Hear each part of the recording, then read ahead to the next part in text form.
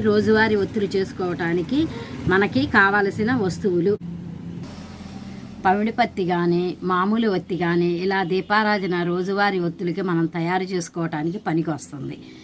ముందుగా దూది, విభూది, సాన, రాగి పొల్ల ఒత్తులు తయారు చేసుకునే విధానం.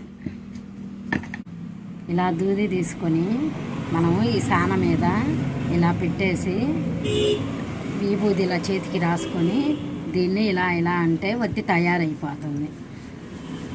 మీకు ఇంకా కొద్దిగా సన్నగా కావాలి అంటే సన్న పొల్ల తీసుకొని చేసుకోవచ్చు. ఇదిగా వస్తుంది, ఇదిగో ఒత్తి. అలా పొల్లతోనూ తీయచ్చు, లేదా చేత్తో కూడా చేయొచ్చు. చేత్తో చేసేటప్పుడు విభూది ఇలా రాసుకొని మనం చేత్తో వెడల్పుగా ఇలా దూది చేసుకొని ఇలా స్మూత్గా మనం అంటే ఒత్తి తయారవుతుంది. ఆ పొల్లతో చేతగాని వాళ్ళు ఇలా అయినా చేసుకోవచ్చు.